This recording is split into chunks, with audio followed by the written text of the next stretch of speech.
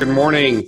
My name is Mike Pickreign with Tech42. We're doing a webinar this morning called Securing Your Business with a Remote Workforce. So thank you for those of you that are joining us now, and for those of you that pick us up on YouTube later and watch it, we thank you for taking some time to watch our video this morning.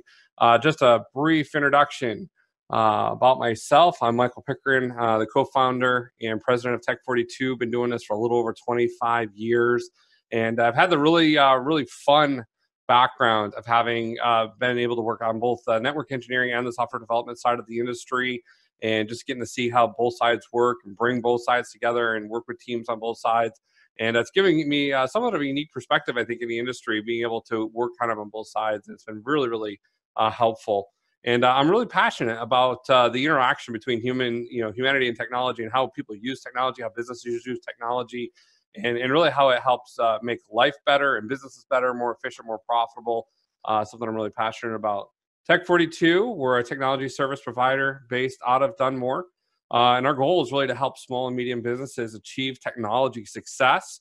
We predominantly do this through our ACE flat monthly rate offering. It's an all-you-can-eat plan.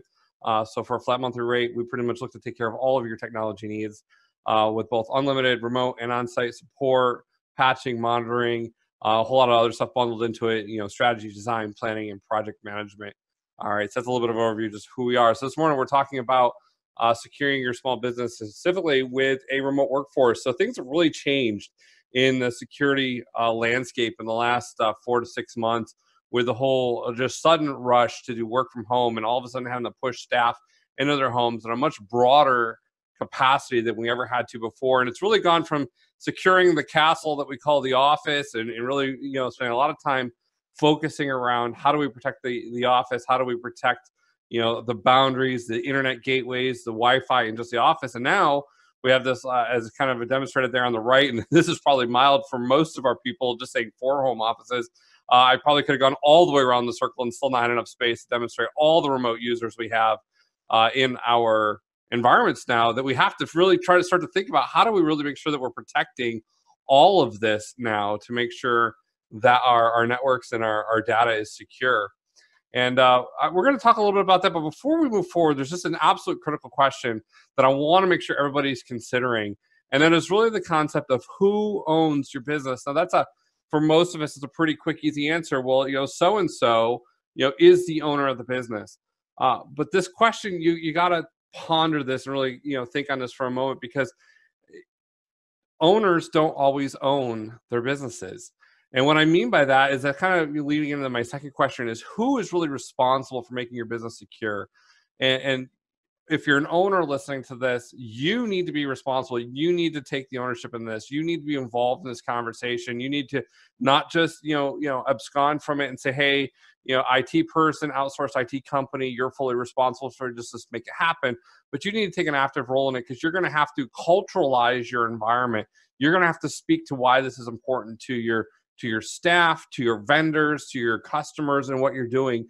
And so really, this is something that ownership has to own. And if you're not an owner in this conversation, you need to get your ownership into this conversation, because all of what has to happen to really make security work across an organization is never going to happen unless the ownership owns the security, owns the move forward on this. Now, I have a quote there just to kind of back up kind of where we're going this, talking about how, endpoints now, right? Of the endpoints reporting an infection last year, 62% were home user devices, while only 38% were business systems.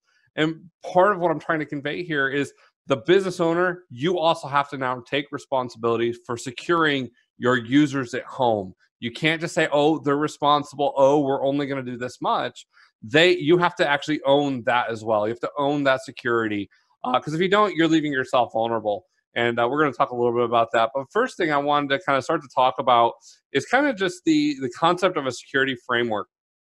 And start to get into your mind that no matter what level we're talking about security on, we're going to talk about security domains in a few minutes, but that it's a process. It's not just a one and done. It's not just a, hey, we do something and we're secure. It's an ongoing process that you have to start within your organization on multiple fronts. And it starts with really at the top of that circle with identification. Where are we weak? Where are our potential vulnerabilities? And as per our conversation today, we've got a lot more of those than we ever had before. We've got all these remote endpoints. And so we need to start to figure out, how do we identify all these endpoints? How do we identify the risk? How do we identify the risk in our users? It's not contained in one box that we call the office anymore. It's very dispersed now. And then we have to move into strategies to protect them. How do we protect? How do we put measures in place to keep viruses out, to keep malactors out, to keep phishing attempts out of our environment? But then it's never quite good enough just to protect. We've also got to detect. We've got to figure out, when did our systems fail? When are somebody trying to attack us? What are those vectors that they're coming in through? And then we have to know, how are we going to respond in that moment?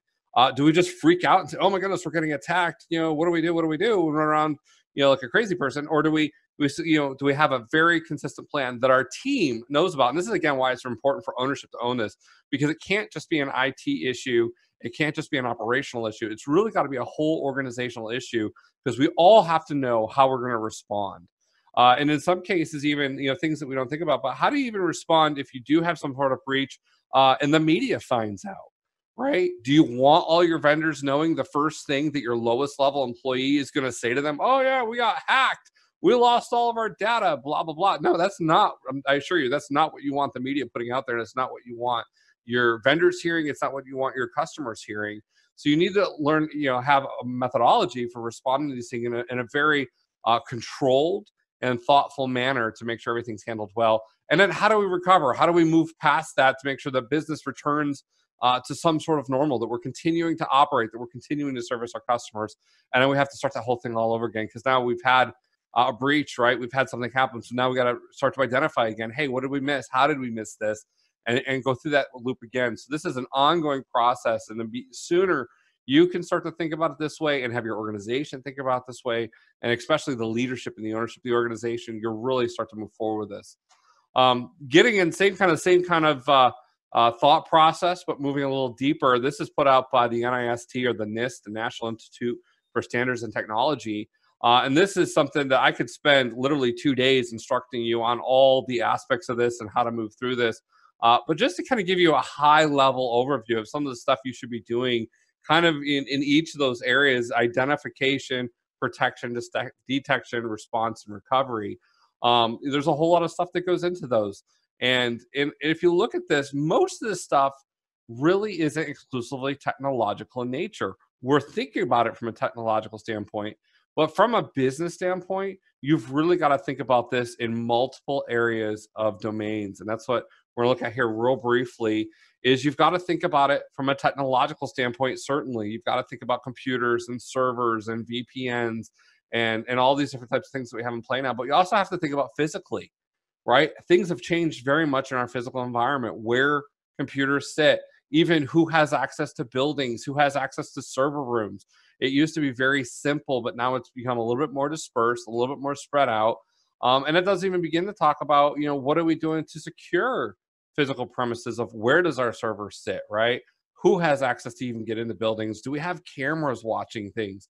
And with our offices not fully manned all the time, and even possibly going through, the possible, like, a second wave of COVID, there may be phases. I know with even our office, there were weeks when nobody was in the office physically. But we always had security measures in place to protect the physical premises, no matter what, through cameras, through remote monitoring of those things. So you can't just think technologically, you got to think physically right now as well. Financially, everything with technology ultimately comes back to a financial thing. It's all about sustaining our business, keeping business processes going so that we are financially stable. But there's things that we need to wrap around to make sure that we're doing things to protect those things as well. Legally, are the things we're doing, legal? Do they jive, especially as we start to talk about with home users and remote users? What are the legalities of that? How responsible are we? And what can we enforce our home users to do? So we'll have a little bit of conversation about that.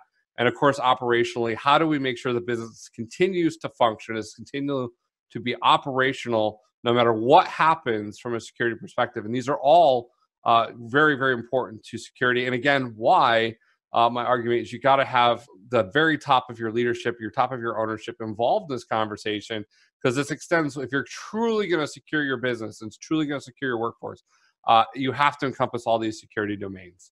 All right, so let's just take a couple minutes and we're going to move into maybe a little bit more specifics wrapped around the technological aspect of it. But again, these could all flow into these other domains as well. And the first thing that we talk about is awareness and education. We can do a whole lot with technology right now. We can do a lot with firewalls and VPNs. But at the end of the day, with our workforce being as distributed as is, we really have to put a lot more trust into our staff than we've ever had to before, because we don't have eyes on everything. We can't control all the environments. So what we're going to have to begin to get much, much better at is making sure that our staff is aware and educated of the dangers and of their responsibility in this whole security thing. What is your responsibility?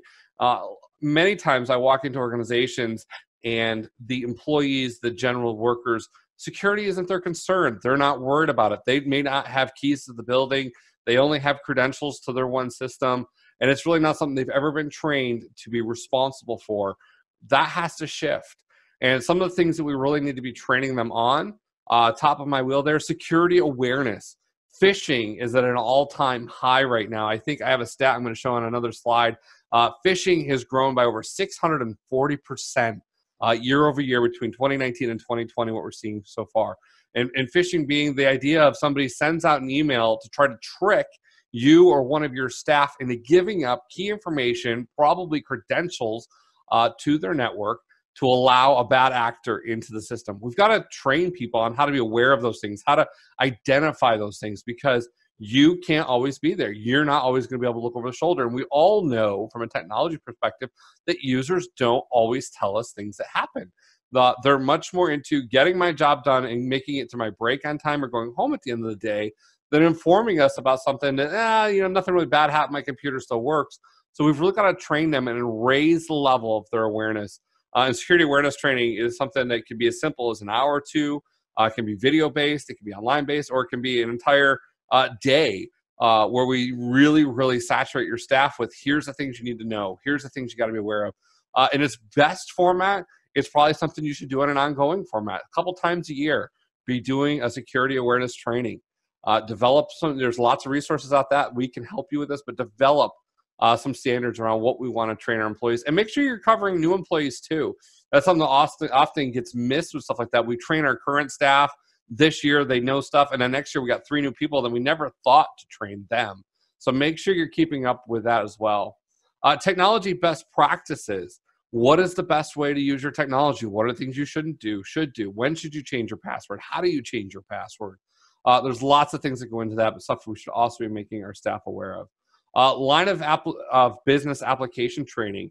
Again, if we're going to protect our business from an operational standpoint, financial standpoint, we're now having workers that are working remotely. We need to make sure that they're all doing things the same way, that they're using our software consistent with what we consider best practices, best in class. How do we want it done across the organization?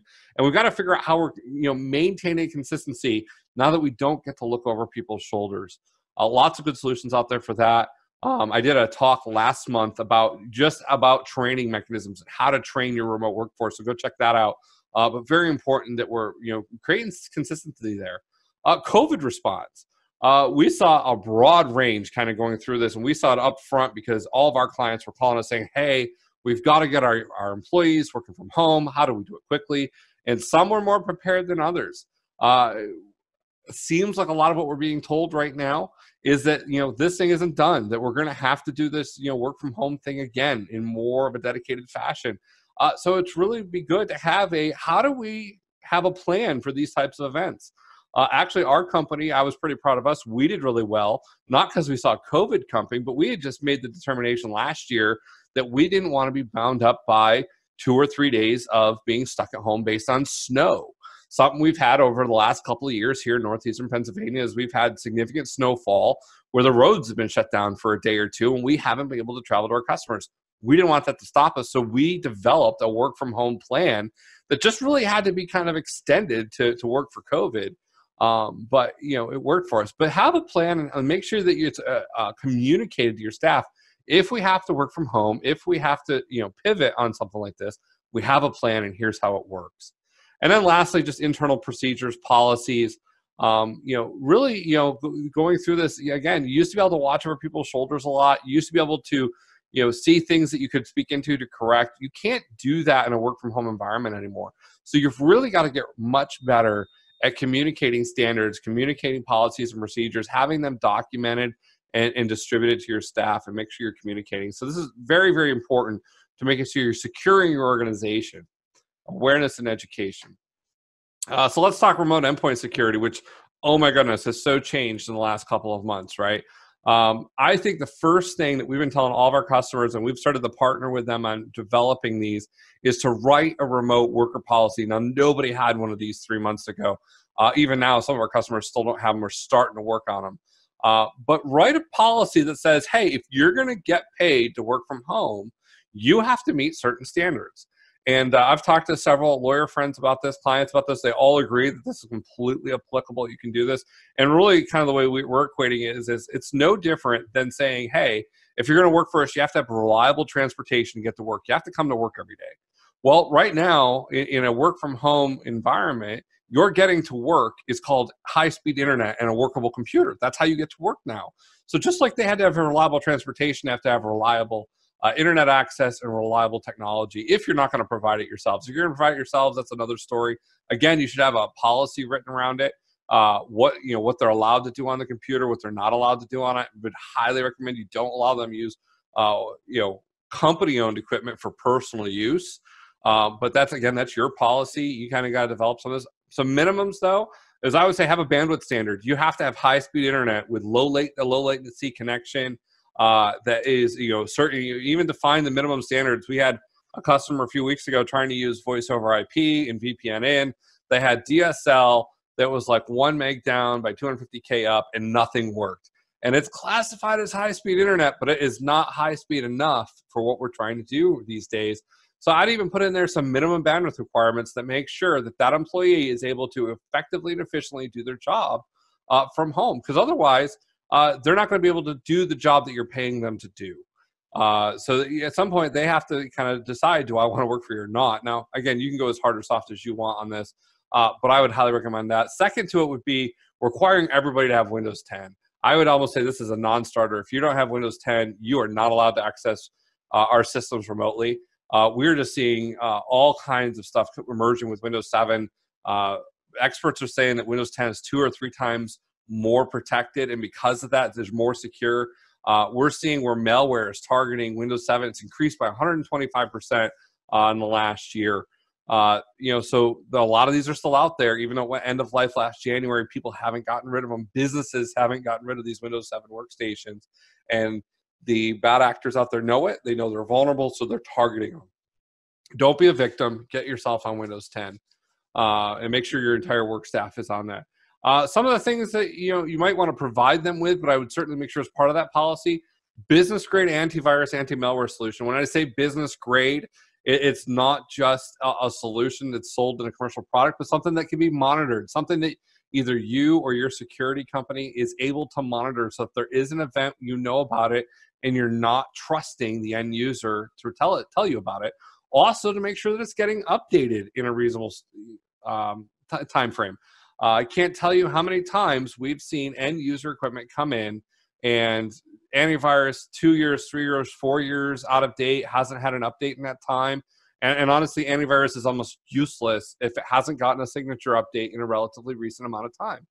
So you want to make sure you know that. Don't leave that up to your end users. Again, you got to own this issue. So I would say either provide them with it at your own expense, part of your operating costs, or maybe charge them something to use yours. Managed detection and response. This is kind of an emerging technology that we're seeing, but my goodness, is so critical. Managed detection and response. What we're seeing in the industry of bad acting is the malicious actors, hackers, and would-be evildoers out there have discovered that businesses have gotten pretty good at having antivirus in place and having certain systems in place to have backup. So even if they launch a ransomware attack, you've got a backup and you roll out the backup, and you know, a lot of their ransomware attacks just go unnoticed, to them at least, because we've got a backup. We roll it out, you're fine. So what they're trying to do now is learn more about your network. They're actually doing reconnaissance. And so what they'll do is through a phishing attack or some other means, they'll gain access to your network. And then rather than launch the virus or malware that they traditionally would have immediately upon getting access, they decide to sit silent. And they'll sit and watch your network for 60, 90, we've seen 120 days where they have done nothing directly malicious. They're just inside your network. They're observing your business practices. They're figuring out where your backup is, and they're learning. And then what they'll do is make small changes to the system. They'll change some passwords, some privileges. They'll give themselves another backdoor into the system. They'll disable backup or alter it so that it's not useful, and then wait out the retention schedule of 90 or 120 days that we normally do, then launch their attack when you are absolutely weak and vulnerable.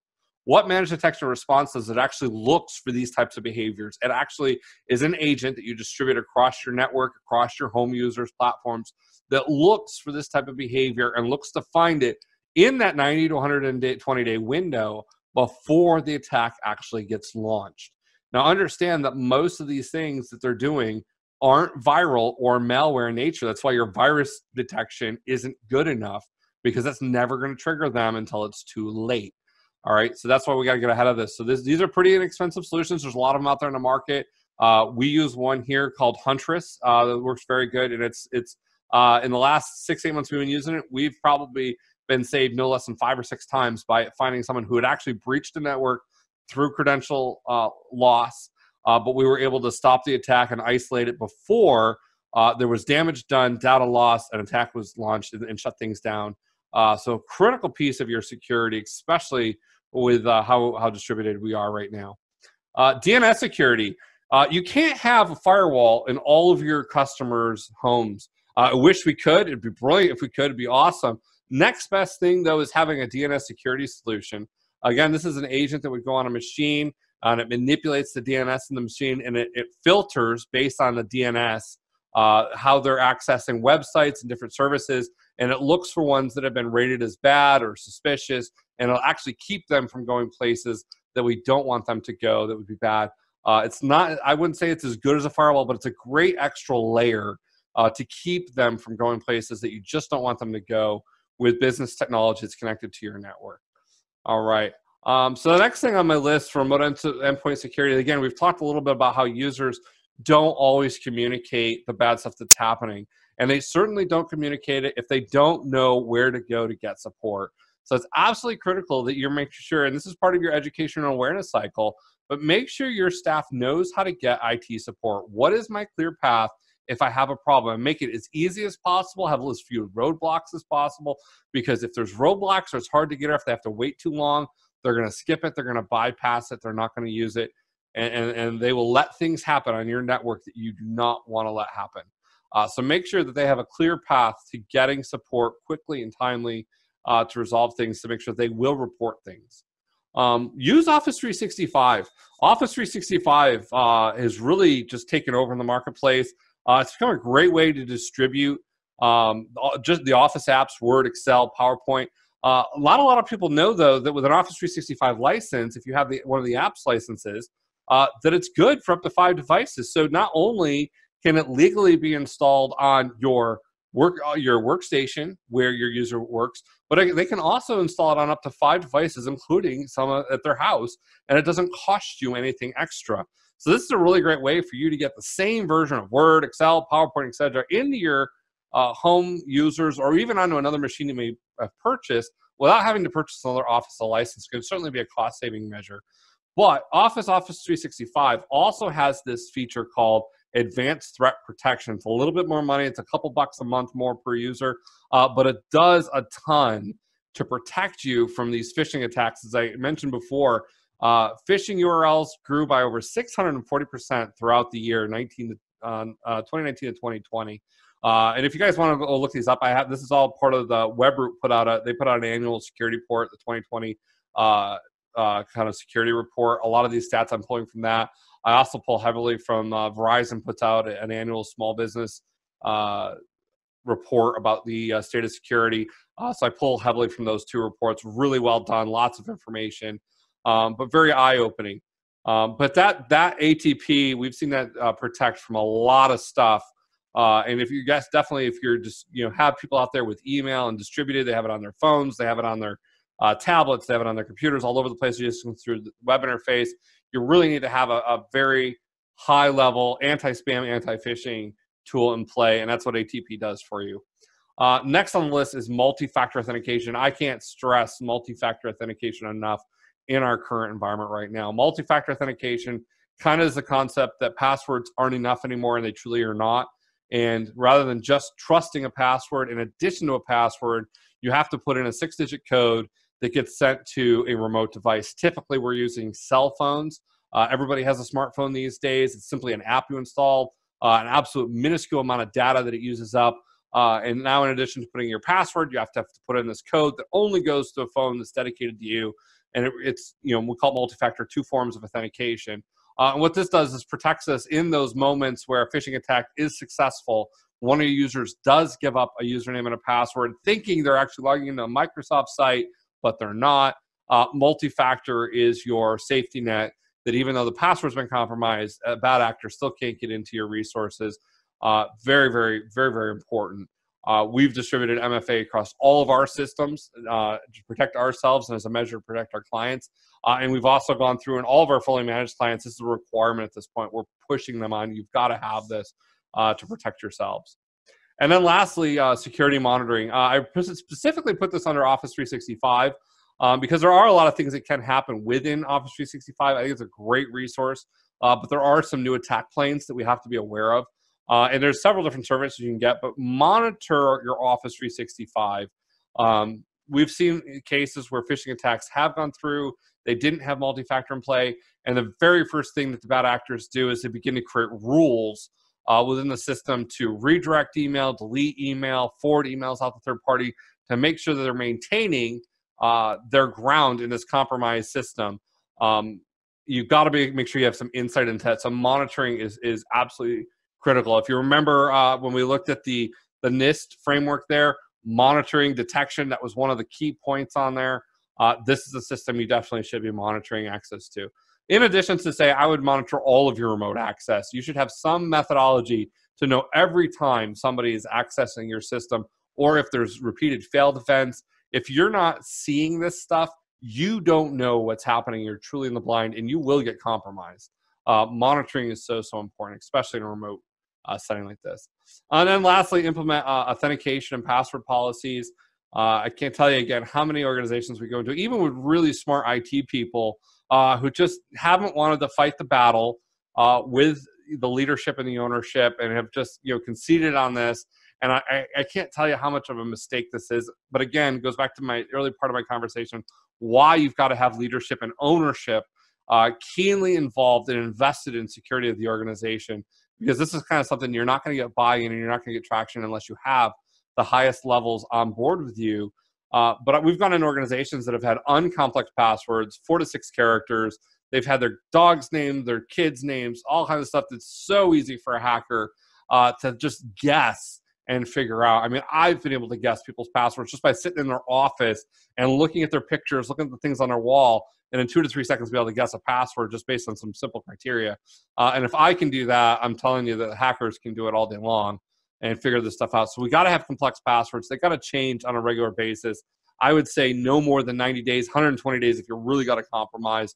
But you have to have that rotation. And again, this even goes back to protecting you from phishing attacks. We talked about how people get in and they'll dwell in a network for 90 to 120 days. But if you have passwords rotating, that kind of kicks them out early as well. Because all of a sudden now that password they had that worked doesn't work anymore. And even if they created their own account, a backdoor, that's getting changed too. So it's not, we're not leaving these accesses open that we're not aware of. We're shutting all this stuff down on a regular basis. It does create complexity in the network. It does create strife for your users, anxiety. But at the end of the day, it's what's really protecting that all those domains, the financial domain, the legal domain, the technological domain, the operational domain of your business, all can really be super increased through just these few little things. And again, multi-factor authentication, I can't talk enough about that. It's really, really needful. All right, so we've talked about a few things, but don't neglect network security. So, we're talking about, securing the remote workforce, securing the home users. We got to put a lot of effort into that, but don't forget home base, even though we're starting to think about all these remote sites. And a few of the things that we're talking to our customers about is no remote desktop or direct remote desktop. Do not just open up the remote desktop port on the outside of your network or firewall and let people in. This is just an open invitation for hackers to bang against your front door all day long without you knowing it to try to get in and compromise your network. Use a VPN. Use some kind of secure device that requires multi-factor authentication, requires encryption in transit. And again, it adds a level of complexity to the whole situation, but it's going to add a whole lot of protection to your environment. Do not allow direct remote desktop in your environment. Use a secure access gateway solution. So this is kind of something that's been floating out there for a lot of years, but really started to get traction, I think, in the last 6 to 8 months. And it's the idea, it's kind of VPN plus, because not only does it do VPN, but it also lets you do hygiene checking on the remote device you're letting in. So now you can create policies around, hey, you have to have antivirus on that remote computer, or I'm not letting you into the VPN. It has to have been updated within the last 5 days, 7 days, whatever policy you want to set, has to have been updated.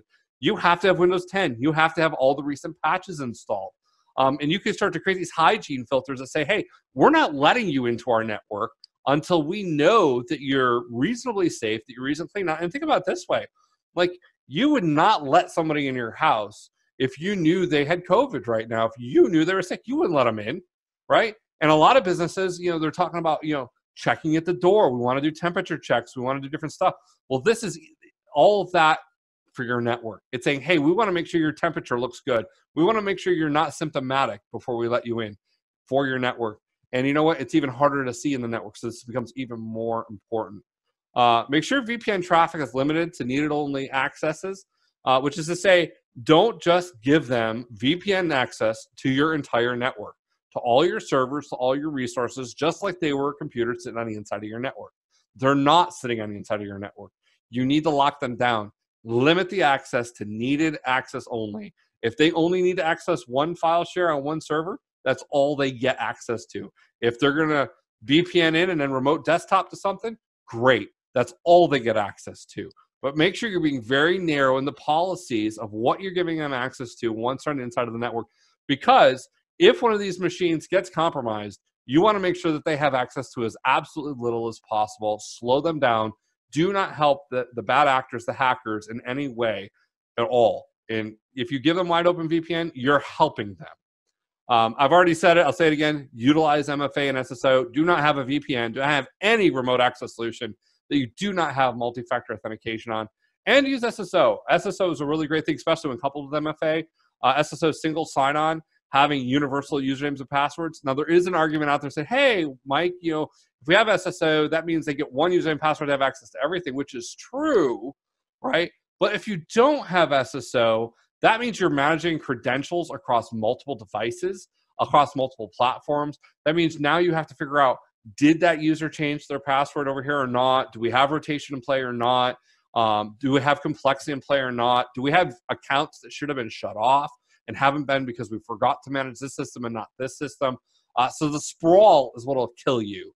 It's where hackers will find accounts that have been are still in play. We've gone into environments literally where there's people that have not worked for the environment for 10 years and they still have an account on the server. It is not disabled in any way and the password is guessable, right? When you have SSO, it kind of forces you to manage that a little bit better. It's in one place, it's a little easier to see. So there is a trade-off a little bit, in that, it's one set of credentials for everything. But that's where if you couple it with MFA, though, you've really plugged that breach. But it really makes it so much more manageable and visible for you. So I'd say that's a really great way to make sure your network's staying secure and that you've got your arms wrapped around. Because if you don't know what's going on in your network, you can't be secure. And that's kind of leads into monitor everything. You've got to monitor firewalls. You've got to monitor VPN access. You've got to monitor server logs. If you're not monitoring stuff and you don't have alerts set to trip when certain things happen, when certain actions are taken, credentials are changed, passwords are changed, privileges are changed, again, you're blind. And somebody could live on the inside of your network for 90 to 120 days, and you're never going to know it. Lots of great solutions out there to monitor stuff. get engaged with one. If you need help with this, call us. We would love to help you with this, but get a monitoring solution. And then lastly, documentation. The more you have documented how things are going to work, how things ought to work, how accounts get added, how accounts get removed, I think every company ought to have an onboarding and offboarding policy. Here's the credentials and accesses we give when somebody comes into the organization. And then when they leave the organization, here's a checklist to follow to make sure they get taken away. Everything needs to be documented. And as you're giving remote access to things, right? Who are you giving access to? Who are you giving VPN access to? It used to be, in most of our environments, I could count on one hand how many people had remote access. It was the IT staff and then key C-level users that had remote access ownership and C-level users. I could count it on one, maybe two hands. Now it's literally dozens of people in every organization have this. You better make sure you have this documented, because at some point you are going to have to turn that stuff off. That employee is not going to work for you anymore. They're going to quit, leave, whatever. And you're going to need to be able to backtrack through and make sure everything gets turned off. If you're not documenting, you have no roadmap to do that. Documentation is critical for a secure and stable network. All right, folks, that is what I have for you today. Ran just a little bit over, so thanks for hanging with us. I'm going to go ahead and if you guys have a question, you can throw it out in the chat. I'm going to open up my chat window here on my computer so I can see those. But go ahead and throw that out into the chat window if you have a question. Otherwise, I'm always available. You can email me at mpickreign@tech42llc.com. Love to connect with you, or call us or check us out on our website. All right, so any questions out there at all? All right, I got one coming through. Let's see. Will Tech42 work with my business to create security processes for our employees? Thank you so much for queuing me up for that one. Absolutely, we will work with you. That's a part of what we do. Our all-in offering that I kind of talked about early on, that is a key part of what we do. So we kind of have looked in the last few years in altering our offering to move kind of past just fixing broken stuff. Every IT company fixes broken stuff. We want to really kind of help our clients develop best practices and develop systems that scale and really work for them. And one of the things that we do for all of our customers is try to really help with this whole documentation process and practice. So if you're one of our fully managed customers, that's just something we do as part of the process with you. But if you're a bigger organization, if you have internal IT staff, it's also something we can do on a project basis where we can come in and consult with you. And we've also done report cards for businesses where we come in and just do an assessment and say, hey guys, you're doing a really great job here, but here's some things that maybe you haven't thought of. Here's some things that you haven't looked at. And I've done internal IT. I know how easy it is to, you've been there for years and years and years, and you can start to get blind to how things work or blind to your vulnerabilities. And sometimes it's just really useful to get a fresh set of eyes to come in and look at my network. And I want you to identify my weaknesses before a hacker finds my weaknesses so that we can work together to fix them. And that's something absolutely we could do for you guys as well, is kind of give you a little health check. It can be as simple as just a health check where we come in and just do some spot checks, or we can even go as deep and do a full-blown security audit, both internally and externally, where we'll test your firewalls, we'll test your security, we'll come in and audit the outside. Really, we can kind of go as high or low with that as you'd want to go as an organization. But I would highly encourage, I talk to a lot of CEOs and CFOs, and I tell them that just as much as they get a financial audit done on a regular basis, they ought to be getting a technology audit done. There's so many moving parts, and there's so much complexity. Even the best IT people in the world miss things on occasion. If you can get more eyes looking at things, more viewpoints on things, you're a better chance of protecting the organization and avoiding, finding out you're weak because you've gotten compromised, you have downtime, and your organization's in distress. So thank you so much for that question. Anyone else, any questions? And if not, we can wrap it up for the morning. All right. Well, thank you everyone that joined us today, and appreciate you taking some time out of your busy day to listen to us and share some time with us. If this presentation has been useful to you, feel free to tell some friends about it and share it with them as well. We will be posting it up to our social media probably within the next day or two, so it's available out there to be reviewed and watched. Share it with your coworkers, share it with your ownership, your leadership, and certainly if you do have more questions on this, we're always available for a conversation. Thank you so much, and have a wonderful rest of your day.